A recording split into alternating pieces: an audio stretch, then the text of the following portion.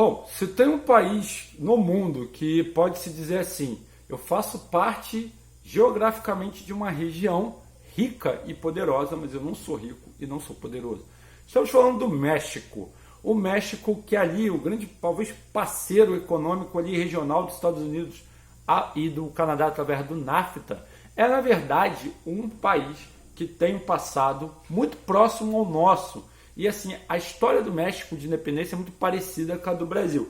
É lógico que tem suas diferenças, porque o Brasil, vocês sabem como funciona, né? Mas esse assunto para o vídeo do Nano Ano. Então, falando da Revolução Mexicana, vamos falar um pouquinho dessa história. Em 1821 a 1823, o México era governado por Agustín Urtubide. É esse mesmo nome do cara.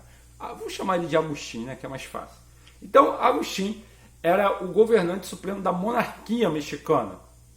Em 1823, o México ele teve uma série de problemas em relação aos Estados Unidos da América, porque os Estados Unidos estavam em plena expansão e o México ele meio que estava no caminho dos americanos. Então, os americanos, né, como vocês sabem, na época já eram economicamente bem ativos, já jogaram o malote em cima da mesa e falou, ó, e aí, vai vender essa terra pra gente? Vai vender esse pedaço? E vocês sabem o que aconteceu. Os Estados Unidos têm um grande território que era pertencente ao México. Por isso que você tem nomes como Los Angeles, né? Que é o mais famoso aí, que todo mundo vai lembrar por causa do GTA. Bom, mas voltando aqui ao vídeo, nós vamos falar sobre o século XIX, as lutas de recolonização do México, tá bom? O México entrou em várias batalhas contra os Estados Unidos, contra os britânicos, contra a França e até contra a Espanha, porque, na verdade, o seu território era dominado por essas potências. Tá? Mas, em 1848, os Estados Unidos perdeu. Ele foi derrotado pelo México por conta do território. Tá? E isso teve consequências, e é isso que a gente vai falar agora. Bom, no ano de 1871 ao ano de 1911, o governo de Porfírio Dias, tá, que era um ditador também estrangeiro, mas que estava no poder no México, ele via disparidade nas condições de renda. É porque assim, a estrutura do México é uma estrutura quase que feudal. Então ela depende de terra. Quem tinha muita terra tinha dinheiro, quem não tinha terra não tinha dinheiro. E eles dividiam essa estrutura em três partes, tá? Os haciendas, que eram latifúndios controlados. Você tinha os ranchos, que eram terras ocupadas por pequenos ou médios proprietários, geralmente mestiços. E você tinha os ejidos, que eram terras comunitárias indígenas. Afinal, por conta, o México tem uma tradição muito forte ligada à cultura indígena. Então, isso faz com que o país tenha essa vocação já de luta, de guerra, de batalha, de não se dar por vencido. Bom, mas qual foi a consequência disso? É o que vamos ver agora. Bom, vamos lá. Com base no apoio, tá, basicamente do governo, a oligarquia ela acabou explodindo. Então, você tinha o quê? Você tinha muitos camponeses que dependiam de terra e você tinha que ter um sistema ali, pelo menos justo, de repartição de terra ou possíveis, mas isso nunca acontece, né?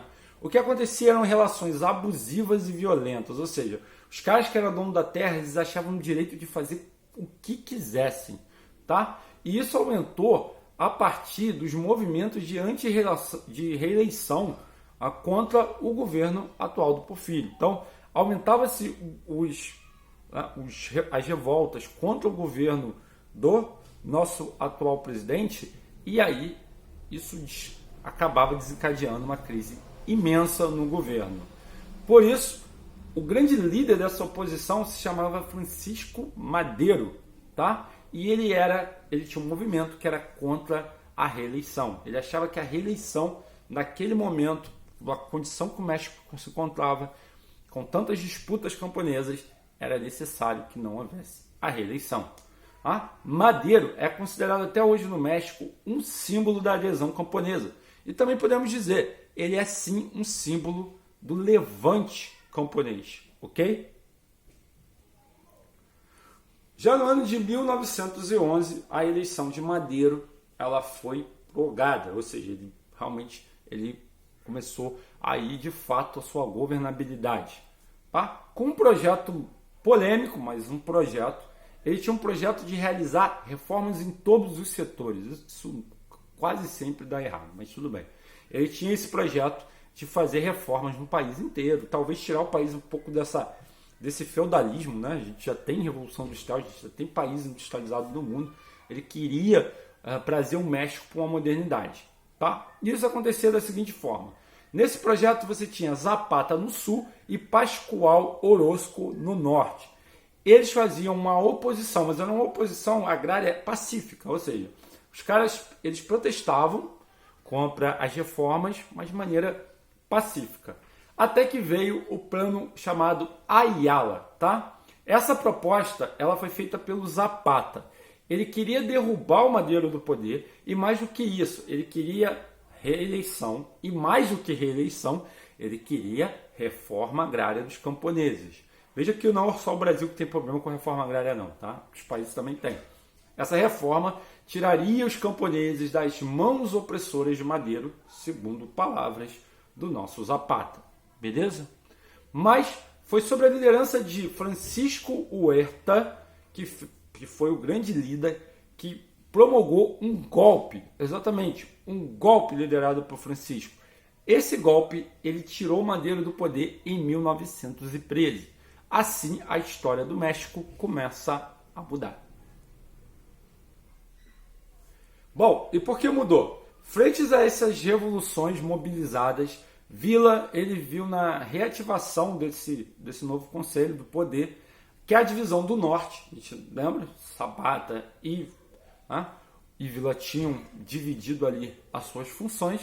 A revolta do apoio, principalmente de Orozco, a Huerta. Ou seja, vamos entender isso aí. Houve uma divisão do norte. O norte foi dividido, repartido, vamos colocar assim. E o Zapata, ele se revoltou com isso, com o apoio dos índios, já que os índios são muito fortes no México, a gente já falou sobre isso. Bom, criaram-se assim um exército muito forte, mas ainda existia ali um clamor pela volta do Madero. Então, existia um grupo pró-Madero. A renúncia de Huerta aconteceu em 1914. Então, o México não é muito diferente do Brasil, não, tá? Ele é bem complexo assim nas relações políticas. Mas vamos continuar acompanhando essa história. Bom, o imbróglio mexicano continua com quem assume o poder depois dessa saída é Carranza, que vai para o poder. O cara vai governar de 14 a 20. Um tempo de governo considerável. A ideia dele era combater forças populares, era conter a radicalização, que naquele tempo já era normal no país. E aí o que ele resolve? Resolve, vamos botar assim, exterminar de vez os seus problemas, sabe, né? Se é que você me entende. Então ele resolve assassinar o Villa em 1923. A nova Constituição mexicana em 1917, ela era a mais avançada do mundo nesse ano.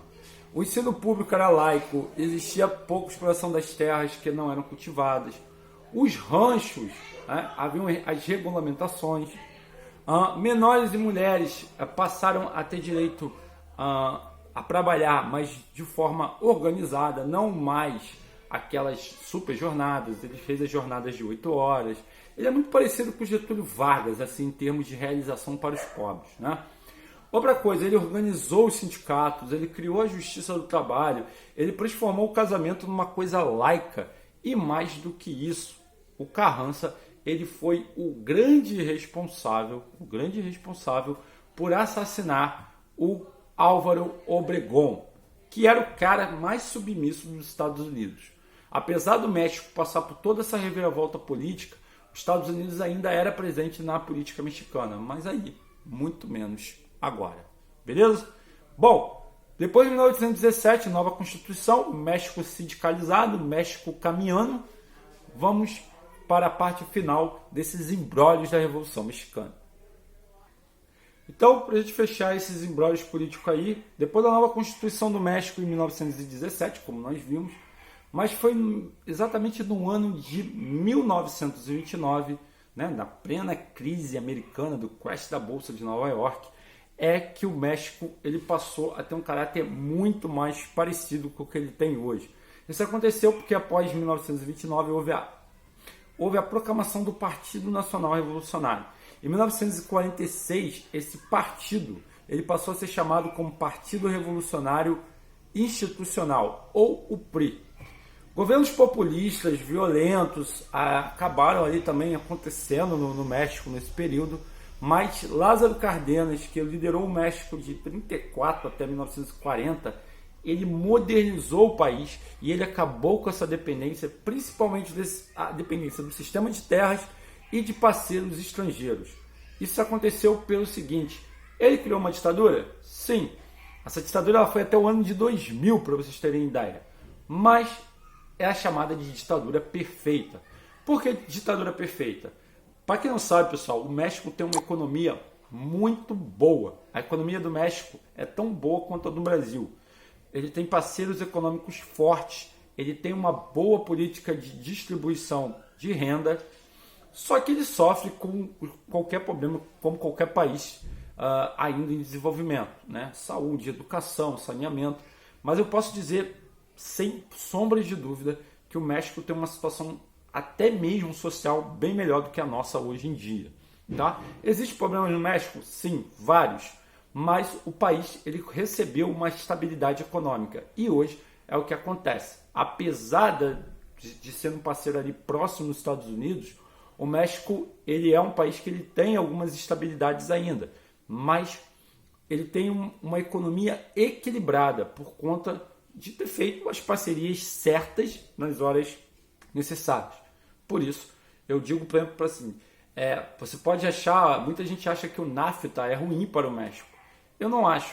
Eu acho que para um país com as condições do México, com o tamanho do México, o NAFTA é um ótimo acordo. Evidente, é muito ruim você entrar num acordo com dois parceiros que são dois monstros mundiais. Mas você pode se beneficiar sim das vantagens disso. Beleza? Então hoje nós estudamos a Revolução Cubana, a Revolução Mexicana, a gente vai continuar batendo esse papo sobre a Revolução Latino-Americana e na semana que vem nós vamos estudar sobre nossos irmãos. É a Argentina que será o tema da nossa aula. Fiquem com Deus, até a próxima, valeu!